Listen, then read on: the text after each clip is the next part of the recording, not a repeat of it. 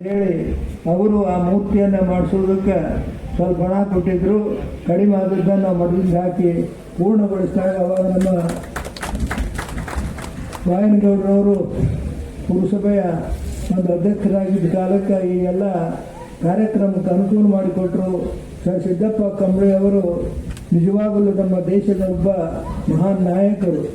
ಅವರು ಆ ಕಾಲದಲ್ಲಿ ಮಾಡಿದಂಥ ಅಪಾರವಾದಂತಹ ಕೆಲಸ ನಿಜವಾಗಲೂ ಕೂಡ ಅವರ ವ್ಯಕ್ತಿತ್ವವನ್ನು ರೂಪಿಸ್ತಿದೆ. ಅವರು 7 ಖಾತೆಯ ಮಂತ್ರಿಗಳಾಗಿದ್ದರು. ಒಂದಲ್ಲ 7 ಖಾತೆಗಳಲ್ಲಿ ತಮ್ಮ ಒಂದು ವ್ಯಕ್ತಿತ್ವವನ್ನು ರೂಪಿಸಿಕೊಂಡವರು. ಒಮ್ಮೆ ಒಂದು ಸಂದರ್ಭದಲ್ಲಿ ಘಟನೆ ಹಿಂಗೆ ನಡೀತು. ಒಬ್ಬ ವ್ಯಕ್ತಿ ಅವರಿಗೆ ಕೆಲಸ ಬೇಕು ಅಂತ ಹೇಳಿ ಬಯಸಿದ್ದ. ಆ ಕಾಲದೊಳಗೆ 2 ಲಕ್ಷ ರೂಪಾಯಿಗಳನ್ನು ತಂದು ಅವ್ರು ಮುಂದಿಟ್ಟರೆ ಅವರು ನೋಡಿ ಅವನಿಗೆ ಕಾಯಮಾಗಿ ಇವನ ಜೀವನದಲ್ಲಿ ಯಾವ ಉದ್ಯೋಗವನ್ನು ಕೊಡಬಾರದು ಅಂತ ಶರ ಬರೆದ್ರು.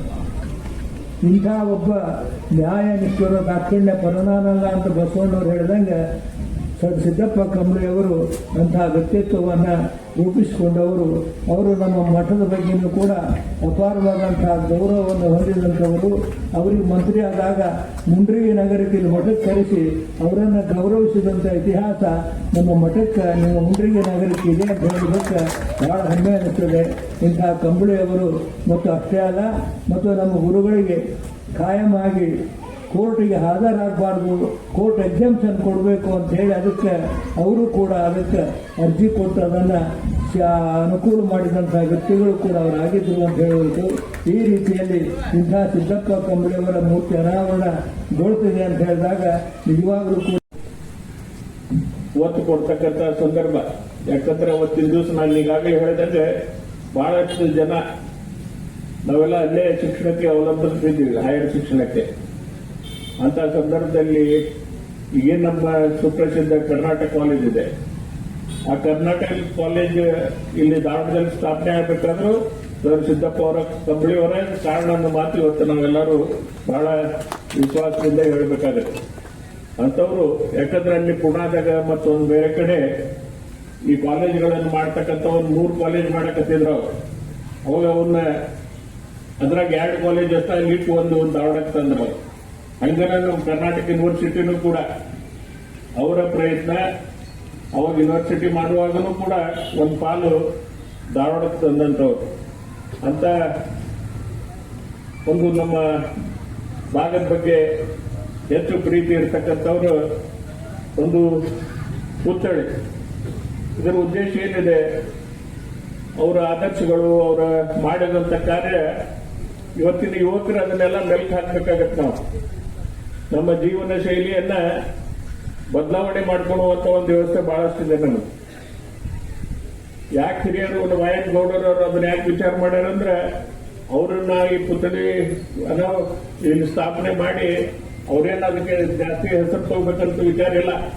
ಆದ್ರೆ ಇವತ್ತಿನ ಪೀಳಿಗೆ, ಮುಂದೆ ಬರ್ತಕ್ಕಂಥ ಪೀಳಿಗೆ ಸರ್ ಅವರ ಚರಿತ್ರೆ ಯಾವ ರೀತಿ ಒಬ್ಬ ಮನುಷ್ಯ ತನಗೆ ಅವಕಾಶ ಸಿಕ್ಕಾಗ ತನ್ನ ಸ್ವ ಗ್ರಾಮ ಆಗಲಿ, ಜಿಲ್ಲೆ ಆಗಲಿ, ಸ್ವ ಹುಟ್ಟಿದಂತ ನಾವಿಬ್ಬರು ಒಂದೇ ತಂಡದ ಮೇಲೆ ಕೆಲಸ ಮಾಡುತ್ತಿದ್ದೇವೆ ಎಂದು ಸಂತೋಷ ವ್ಯಕ್ತಪಡಿಸಿದರು. ಅವಾಗ ಗಾಂಧೀಜಿ ಅವರಿಗೆ ವಿಚಾರ ಇತ್ತು, ಬ್ರಿಟಿಷರ ವಿರುದ್ಧ ಹೋರಾಟ ಮಾಡಿ ಅಸಹಕಾರದ ಮೂಲಕ ದೇಶಕ್ಕೆ ಸವಲತ್ತು ಪಡಿಸಬೇಕೆಂದು ಗಾಂಧಿ ಹೇಳ್ತಿದ್ರು. ಅವಾಗ ಕಂಬಳಿ ಅವರು ಏನು ತಿಳ್ಕೊಂಡ್ರು, ಬ್ರಿಟಿಷರೊಂದಿಗೆ ಸಹಕರಿಸಿ ಹಿಂದುಳಿದ ವರ್ಗಗಳ ಜನರಿಗೋಸ್ಕರ ಸವಲತ್ತು ಪಡಿಬೇಕೆಂಬುದು ನನ್ನ ಉದ್ದೇಶ ಅಂತ ಹೇಳಿದರು. ಅವಾಗ ಕಂಬಳಿಯವರು ಗಾಂಧೀಜಿಯವ್ರ ಮೇಲೆ ಎಲ್ಲರೂ ಶಾಲೆ, ಕಾಲೇಜು, ಕೋರ್ಟು, ಕಚೇರಿ ಬಹಿಷ್ಕರಿಸಿ ಆಂದೋಲನದಲ್ಲಿ ಭಾಗವಹಿಸಬೇಕು ಅಂತ ಹೇಳಿದರು. ಅವಾಗ ಕಂಬಳಿಯವರು ಹೇಳ್ತಾರೆ, ಶಾಲೆ, ಕಾಲೇಜು ತೊರೆದು ಕೋರ್ಟು, ಕಚೇರಿ ಬಹಿಷ್ಕರಿಸಿ ಬ್ರಿಟಿಷರ ವಿರುದ್ಧ ಆಂದೋಲನ ಹೂಡಬೇಕೆಂದು ಹೇಳ್ತಾ ಇದ್ದೀವಿ.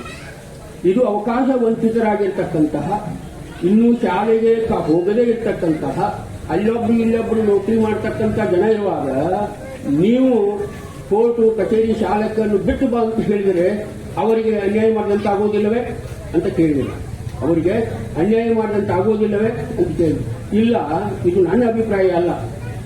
ಎಲ್ಲ ಜನರು ಸ್ವಾಭಿಮಾನಿಗಳಾಗುವ ಸ್ಥಿತಿ ತರುವುದಕ್ಕಾಗಿಯೇ ಬ್ರಿಟಿಷರ ವಿರುದ್ಧ ಹೋರಾಟ ಮಾಡ್ತಾ ಒತ್ತಾಯ ಹೇರ್ತಿದ್ದೇನೆ ಎಂದು. ಆವಾಗ ಗಾಂಧೀಜಿಯವರು ಕಂಬಳಿಯವರು ಹೇಳ್ತಾರೆ, ಅವು ಸಮಾಧಾನ ಆಗಲಿಲ್ಲ. ಗಾಂಧೀಜಿಯವರ ಈ ಮಾತು ಅವರಿಗೆ ಸಮಾಧಾನ ಆಗಲಿಲ್ಲ. ಗಾಂಧೀಜಿ ಈಗ ನನ್ನ ನಿಮ್ಮ ವಿಚಾರ ಹಾಗೂ ಧೋರಣೆಗಳಲ್ಲಿ ಭಿನ್ನಾಭಿಪ್ರಾಯಗಳಿಲ್ಲ, ಬಹಳಷ್ಟು ಸಾಮ್ಯಗಳಿವೆ. ನೀವು ನನ್ನ ರಾಷ್ಟ್ರೀಯ ಕಾರ್ಯದಲ್ಲಿ ನನ್ನೊಂದಿಗೆ ಸೇರುವುದರಲ್ಲಿ ಆತಂಕವೇನೂ ಇಲ್ಲ ಅಂತ ಕಂಬಳಿಯವರು ಹೇಳಿದರು. ನೀವು ನಿಮ್ಮ ದೊಡ್ಡ ರೀತಿಯಿಂದ ದೇಶದ ಕಾರ್ಯ ಮಾಡುತ್ತಿದ್ದೀರಿ, ನಾನು